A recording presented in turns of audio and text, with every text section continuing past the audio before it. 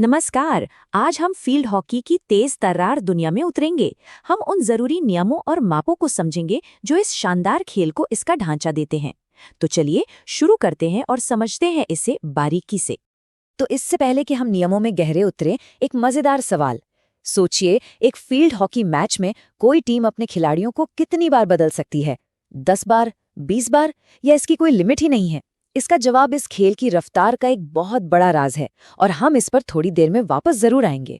ठीक है, तो किसी भी खेल को समझने के लिए सबसे पहले उसके मैदान को समझना पड़ता है ना? तो चलिए शुरुआत वहीं से करते हैं जहां ये सारा एक्शन होता है, खेल के मैदान से। तो हॉकी का मैदान, इसके माप बिल्कुल तय होते हैं। इसकी लंबाई होती है 100 गज यानी करीब करीब 91.40 मीटर, और चौड़ाई होती है 60 गज यानी 55 मीटर। ये अलग अलग यूनिट्स हमें इसके साइज का एक बेहतर अंदाजा देती है।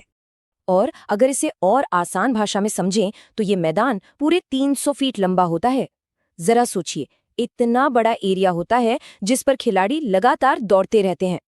अब मैदान की बाउंड्री कैसे पता चलती है? झंडों से।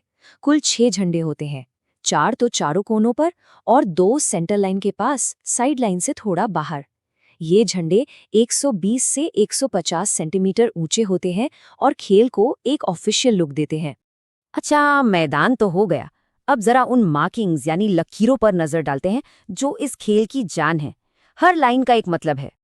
हाँ, तो सबका ध्यान इसी पर होता है। Goal post. इसकी ऊंचाई ठीक 7 फीट यानी 2.14 मीटर और चौड़ाई 12 फीट यानी 3.66 मीटर होती है। और एक छोटी सी पर दिलचस्प बात यह है कि सामने से पोस्ट की मोटाई 5 सेंटीमीटर होती है, लेकिन साइड से ये थोड़ी ज्यादा 7.5 सेंटीमीटर होती है। अब आते हैं हॉकी के शायद सबसे जरूरी हिस्से पर। यह है शूटिंग सर्कल। इसे डी भी कहते हैं। खेल का सबसे बड़ा नियम यही है, गोल तभी माना जाएगा जब बॉल को इस 16 गज के एरिया के अंदर से मारा गया हो। इसके बाहर से शॉट नेट में चला भी जाए तो भी वो गोल नहीं होता।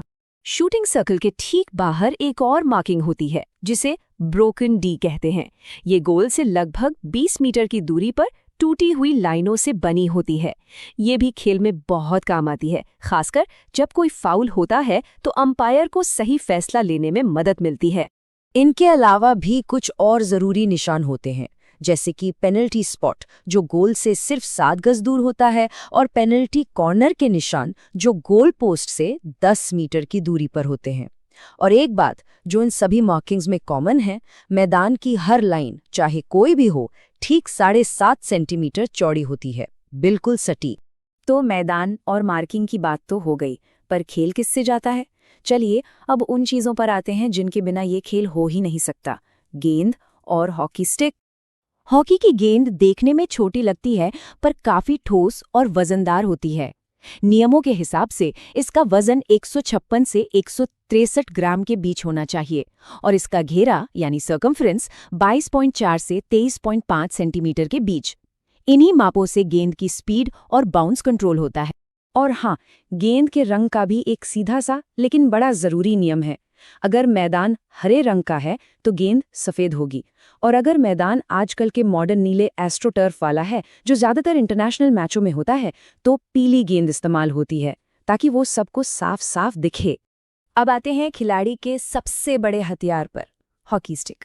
जाहिर है इसके लिए भी बड़े कड़े नियम हैं। स्टिक का वजन 737 ग्राम से ज्यादा नहीं हो सकता और इसकी लंबाई भी ज्यादा से ज्यादा 105 सेंटीमीटर तक ही हो सकती है। स्टिक कितनी चौड़ी हो सकती है, इसे जांचने का एक बड़ा ही मजेदार और सीधा नियम है। नियम कहता है कि स्टिक को 2 इंच की एक रिंग के आर पार हो जाना चाहिए। इससे ये पक्का होता है कि कोई भी खिलाड़ी बहुत ज्यादा चौड़ी स्टिक का फायदा ना उठा पाए। तो मैदान हो गया, इक्विपमेंट हो गया। अब बात करते हैं खेल के दिल की, यानी खिलाड़ी और समय की। एक हॉकी टीम में होते तो कुल 16 खिलाड़ी हैं, लेकिन मैदान पर एक बार में सिर्फ 11 ही उतरते हैं। बाकी के जो 5 खिलाड़ी हैं वो सब्स्टिट्यूट के तौर पर बेंच पर बैठते हैं और वो कभी भी खेल में आ सकते हैं। और यहीं पर आता है वो सवाल जो हमने एकदम शुरू में पूछा था। हॉकी में एक बहुत ही अनोखा, बहुत ही जबरदस्त नियम है जिसे कहते हैं रोलिंग सब्स्टिट्यूशन। इसका मतलब ये है कि मैच के दौरान किसी भी खिलाड़ी को कभी भी बदला जा सकता है। बस एक छोटी सी शर्त है, सब्स्टिट्यूट खिलाड़ी मैदान में तभी आ सकता है जब वो खिलाड़ी जिसे वो रिप्लेस कर रहा है मैदान से बाहर चला जाए। तो हमारे पहले सवाल का जवाब क्या हुआ? जवाब है अनलिमिटेड। जी हाँ, कोई सीमा नहीं है। एक टीम जितनी बार चाहे अपने खिलाड़ियों को अंदर बाहर कर सकती है। यही वजह है कि खेल हमेशा तेज बना रहता है। बस 2 बातें और हैं। उन 5 सब्स्टिट्यूट में एक गोलकीपर होना ही चाहिए और पेनल्टी कॉर्नर के दौरान कोई सब्स्टिट्यूशन नहीं हो सकता। एक पूरा हॉकी मैच 60 मिनट का होता है, लेकिन ये लगातार 60 मिनट नहीं चलता। इसे 15-15 मिनट के 4 हिस्सों में यानी क्वार्टर्स में बांटा गया है। हर क्वार्टर के बाद 2 मिनट का छोटा ब्रेक होता है और 2 क्वार्टर के बाद 5 मिनट का हाफ टाइम। इससे टीमों को अपनी रणनीति बदलने का मौका मिल जाता है। और सोचिए, अगर 60 मिनट के बाद भी स्कोर बराबर रहा तो क्या होगा? क्या एक्स्ट्रा टाइम मिलेगा? नहीं, मॉडर्न हॉकी में सीधा पेनल्टी शूटआउट होता है। इससे खेल का रोमांच और बढ़ जाता है। तो ये थे फील्ड हॉकी के कुछ बुनियादी नियम और माप। अब जब ये सब पता चल गया है, तो अगली बार जब कोई हॉकी मैच देखेंगे तो क्या सिर्फ गेंद के पीछे भागते खिलाड़ी दिखेंगे, या उस रफ्तार के पीछे की रणनीति, वो स्पेस बनाने का खेल और रोलिंग सब्स्टिट्यूशन का कमाल भी नजर आएगा? यकीनन खेल को देखने का नजरिया ही बदल जाएगा। नमस्कार। आज हम बात करने वाले हैं फील्ड हॉकी के नियमों की। देखिए, ये खेल जितना तेज है, इसके नियम उतने ही दिलचस्प हैं। तो चलिए, इस खेल को और बेहतर तरीके से समझने की कोशिश करते हैं, ताकि अगली बार जब भी कोई मैच देखे तो उसका मजा 2 गुना हो जाए। तो सबसे पहले एक बहुत ही आम सवाल से शुरू करते हैं। पेनल्टी कॉर्नर और पेनल्टी स्ट्रोक में असल में फर्क क्या है? ये एक ऐसी चीज है जो अक्सर कंफ्यूज करती है, पर चिंता मत कीजिए, आज के बाद ये कंफ्यूजन बिल्कुल दूर हो जाएगी। चलिए, तो फिर एकदम शुरुआत से शुरू करते हैं, बिल्कुल बेसिक से। आखिर एक फील्ड हॉकी का मैच कैसे शुरू होता है और इसका पूरा ढांचा क्या होता है? तो एक पूरा हॉकी मैच होता है 60 मिनट का, लेकिन मजे की बात यह है कि ये कोई सीधा साधा 60 मिनट का खेल नहीं है। जिस तरह से इस समय को बांटा गया है, वो इससे और भी दिलचस्प बना देता है। असल में ये 60 मिनट 15-15 मिनट के 4 क्वार्टर्स में बटे होते हैं। पहले और तीसरे क्वार्टर के बाद 2-2 मिनट का एक छोटा ब्रेक होता है और बीच में यानी 2 क्वार्टर के बाद एक लंबा 5 मिनट का हाफ टाइम ब्रेक होता है। अब खेल का कोई भी हिस्सा हो, चाहे वो मैच की एकदम शुरुआत हो या फिर किसी गोल के बाद खेल को दोबारा शुरू करना हो, इसकी शुरुआत हमेशा होती है एक सेंटर पास से। गेंद मैदान के बिल्कुल बीच में रखी जाती है और वहीं से खेल आगे बढ़ता है। अच्छा, अब ये तो हुई शुरुआत की बात, पर मैच के दौरान क्या होता है? मान लीजिए गेंद बाउंड्री लाइन के बाहर चली गई या कोई छोटा मोटा फाउल हो गया, तब खेल कैसे दोबारा शुरू होता है? आइए अब इसे समझते हैं। जब भी कोई फाउल होता है, तो जिस टीम के खिलाफ फाउल हुआ है उसे मिलती है एक फ्री हिट। अब इसके कुछ सीधे साधे नियम हैं। ये हिट वहीं से ली जाती है जहां फाउल हुआ हो। गेंद को मारने से पहले उसे स्थिर रखना पड़ता है, और हां, दूसरी टीम के सारे खिलाड़ी कम से कम 5 मीटर दूर रहेंगे। एक और जरूरी बात, अगर फ्री हिट 25 गज के एरिया के अंदर है, तो गेंद को शूटिंग सर्कल में ले जाने से पहले उसे कम से कम 5 गज तक पास करना या ड्रिबल करना जरूरी है। और अगर गेंद साइडलाइन से बाहर चली जाए तो? बहुत सिंपल है, इसे कहते हैं साइड इन। ये भी एक तरह की फ्री हिट ही है। जिस जगह से गेंद बाहर गई, विरोधी टीम वहीं से खेल को दोबारा चालू कर देती है। अब बात करते हैं जब मामला थोड़ा गंभीर हो जाता है, मतलब जब फाउल्स छोटे मोटे नहीं बल्कि सीरियस होते हैं। ऐसे में खेल पर कंट्रोल रखने के लिए अंपायर कार्ड का इस्तेमाल करते हैं। हॉकी में 3 तरह के कार्ड होते हैं, हरा, पीला और लाल। हरा कार्ड एक तरह की चेतावनी है, जिसमें खिलाड़ी को 2 मिनट के लिए मैदान से बाहर जाना पड़ता है। पीला कार्ड उससे ज्यादा गंभीर फाउल के लिए होता है और इसमें खिलाड़ी को 5 से 10 मिनट तक बाहर बैठना पड़ सकता है। और फिर आता है रेड कार्ड, जिसका मतलब है कि खिलाड़ी को बचे हुए पूरे मैच से बाहर कर दिया गया है।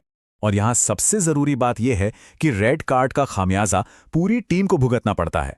जिस खिलाड़ी को रेड कार्ड मिला है, उसकी जगह कोई और खिलाड़ी नहीं आ सकता। मतलब टीम को बाकी का पूरा मैच एक खिलाड़ी कम के साथ ही खेलना होता है। चलिए, अब आते हैं खेल के सबसे रोमांचक हिस्सों पर, वो बड़े मौके जो स्कोर बनाने और मैच का रुख बदलने की ताकत रखते हैं, यानी पेनल्टी कॉर्नर और पेनल्टी स्ट्रोक। तो इन दोनों में सबसे बड़ा और बुनियादी फर्क क्या है? देखिए, पेनल्टी कॉर्नर एक तरह का टीम सेट पीस है, जिसमें कई खिलाड़ी शामिल होते हैं, जबकि पेनल्टी स्ट्रोक वो एक खिलाड़ी और गोलकीपर के बीच का सीधा सीधा मुकाबला है। बिल्कुल 1-on-1। अगर हम हमलावर टीम के नज़रिए से देखें तो पेनल्टी कॉर्नर के कुछ खास नियम हैं। एक अटैकर बैक लाइन से गेंद को अंदर पुश या हिट करता है, बाकी के अटैकर्स शूटिंग सर्कल के ठीक बाहर इंतजार करते हैं। गोल पर शॉट तभी लिया जा सकता है जब गेंद एक बार सर्कल के बाहर जाकर फिर अंदर आए। और हाँ, जो खिलाड़ी गेंद को पुश करता है वो दोबारा गेंद को तब तक नहीं छू सकता जब तक कोई और उसे टच न कर ले। वहीं दूसरी तरफ बचाव करने वाली टीम के लिए भी नियम हैं। गोलकीपर समेत सिर्फ 5 डिफेंडर्स ही बैकलाइन के पीछे खड़े हो सकते हैं। टीम के बाकी सारे डिफेंडर्स को मैदान के बीच यानी सेंटर लाइन के पीछे रहना होता है, और जैसे ही गेंद खेली जाती है ये डिफेंडर गोल बचाने के लिए दौड़ सकते हैं। अब आते हैं पेनल्टी स्ट्रोक पर। यह तब दिया जाता है जब शूटिंग सर्कल के अंदर कोई बहुत ही गंभीर फाउल किया गया हो, या फिर कोई ऐसा फाउल जिससे एक पक्का गोल होने से रोक दिया गया हो। पेनल्टी स्ट्रोक के दौरान शूटिंग सर्कल के अंदर सिर्फ 2 ही लोग होते हैं, अटैकर और गोलकीपर। बाकी सारे खिलाड़ी 25 गज की लाइन के बाहर रहते हैं। इससे एक बहुत ही हाई प्रेशर वाला 1-on-1 माहौल बन जाता है। तो सोचिए, अगर 60 मिनट के बाद स्कोर बराबर हो जाए तब क्या होगा? कुछ दूसरे खेलों की तरह यहां कोई एक्स्ट्रा टाइम नहीं होता। मैच का फैसला सीधे एक बहुत ही नाटकीय शूटआउट से होता है। शूटआउट का तरीका भी बड़ा दिलचस्प है। हर टीम को 5-5 मौके मिलते हैं। अटैकर 25 गज की लाइन से गेंद के साथ शुरू करता है और उसके पास गोलकीपर को छकाकर गोल करने के लिए सिर्फ 8 सेकंड होते हैं, और इस दौरान सिर्फ पुश, फ्लिक या स्कूप शॉट ही मारे जा सकते हैं। और अगर 5-5 कोशिशों के बाद भी स्कोर बराबर रहता है तो फिर मुकाबला सडन डेथ में चला जाता है। इसका मतलब है कि अब एक करके शूटआउट्स होंगे, और ये तब तक चलेगा जब तक कोई एक टीम जीत नहीं जाती। तो अब जब हम नियमों को समझ चुके हैं तो चलिए इस पूरी बातचीत को समेटने से पहले कुछ खास हॉकी शब्दों और खेल के एक सच्चे दिग्गज को याद कर लेते हैं। आपने टैकलिंग और डॉजिंग शब्द तो सुने ही होंगे। ये हॉकी की बुनियादी लड़ाई है। जब कोई डिफेंडर विरोधी से गेंद छीनने की कोशिश करता है तो उसे टैकलिंग कहते हैं, और जब कोई अटैकर डिफेंडर को अपनी स्किल से छकाकर आगे बढ़ता है तो उसे डॉजिंग कहते हैं। और आखिर में एक नाम जिसके बिना भारतीय हॉकी की कहानी अधूरी है, हॉकी का जादूगर। ये उपाधि दी गई है शायद अब तक के सबसे महान खिलाड़ी मेजर ध्यानचंद को। उनकी आत्मकथा का नाम भी उनके खेल की तरह ही सटीक है, गोल। तो अब जब नियम इतने साफ हो गए हैं तो अगली बार जब कोई मैच देखेंगे तो किन चीजों पर ध्यान जाएगा? असल में इस तेज रफ्तार खेल के पीछे नियमों और रणनीति का एक बहुत ही मजबूत ढांचा है, और जब हम उसे समझ लेते हैं तो खेल देखने का हर पल और भी ज्यादा मायने रखने लगता है।